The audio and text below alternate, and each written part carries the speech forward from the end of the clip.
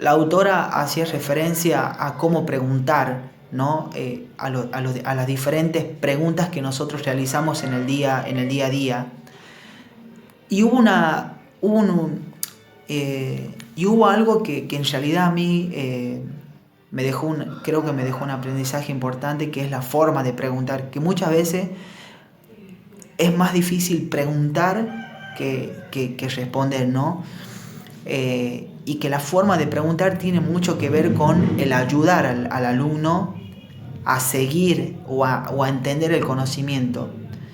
Por lo tanto, dice la autora que las preguntas, tanto que nosotros realizamos al principio, al final o en el desarrollo de la clase, tienen que ser preguntas que orienten, no que compliquen ese proceso de aprendizaje, porque si no, la pregunta se vuelve a convertir nuevamente, y esto por eso digo que me deja un aprendizaje, porque muchas veces tomamos la pregunta como, es decir, siempre le vamos a preguntar al que no entiende, ¿no? Y la pregunta debe ser las preguntas deben ser aquellas que orienten al alumno a seguir con el entendimiento del tema y no a que se interponga entre ese aprendizaje, ¿no?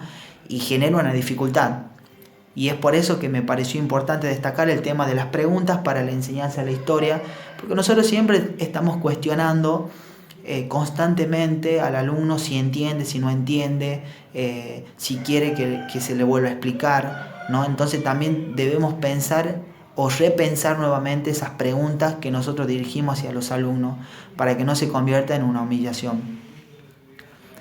En cuanto a las actividades, la autora aquí plantea obviamente de que para que todo ese círculo de narración, de trabajar en grupo, de relacionar los temas, de conocer los contextos y que se genere ese clima, también debe estar englobado buenas actividades para el día, para durante la clase, ¿no? Y dice que esas buenas actividades que el docente debe llevar adelante y que tiene que retomar y repensar siempre, deben ayudar obviamente al proceso cognitivo del alumno, ¿sí? Por ejemplo, con esta idea de enseñar con casos o problematizar los temas, que también pueden ser interesantes para que el alumno aprenda a través del descubrimiento. Sabemos que siempre nosotros tratamos de que problematizar un tema puede ser interesante porque lleva a la intriga, ¿no? A querer saber qué pasa y a querer investigar de alguna manera. Y eso es lo que tenemos que hacer. Pero por el otro lado hay algo negativo que la autora destaca y dice que los docentes debemos tener en cuenta, más que todo los de historia, que no deben ser las actividades fáciles ni tampoco difíciles, por lo tanto deben estar en un punto intermedio, en un punto medio, donde esas actividades ayuden y no se interpongan de alguna manera en la adquisición del conocimiento. Entonces eso es de suma importancia. Pero cuando al final de los capítulos también hace referencia, ya se refiere a lo que es la evaluación, ¿no? Y ella entiende a la evaluación muchas veces como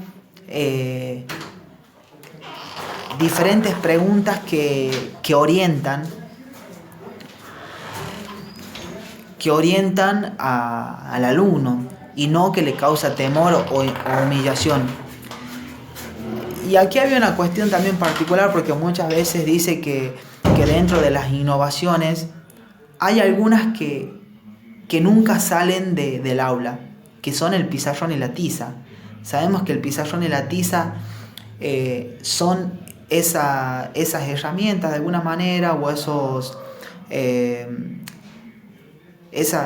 métodos que nosotros utilizamos para enseñar, para explicar, para hacer cuadros, para escribir, para destacar algo importante o dar el significado de una palabra importante, y que el pizarrón nunca sale del aula. Y que aunque parezca de lo más tradicional, el pizarrón sigue siendo muchas veces ese pequeño instrumento que nosotros utilizamos para explicar mejor algo.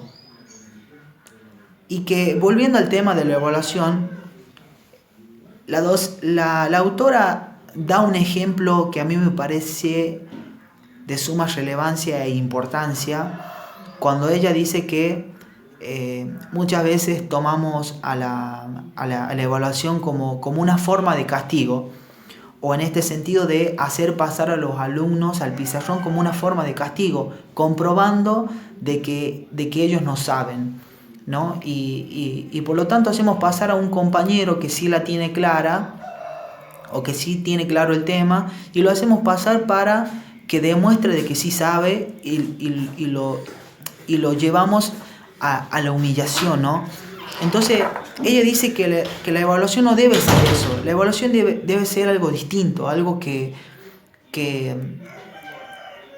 no sea humillante, que por lo tanto que la evaluación siga siendo ese mismo proceso o esas mismas actividades que vamos generando durante las clases, y que no sea algo cambiante que genere malestar en el alumno o miedo a la hora de evaluar, ¿no? Bueno, este es mi pequeño comentario sobre la lectura. Si bien su libro es amplio y tiene muchísimas cosas importantes, pero yo traté de ir seleccionando algunos aspectos importantes a la hora de enseñar la historia, que ella las destaca y que a mí también me parecieron importantes, y es por eso que he destacado medianamente algunos aspectos importantes.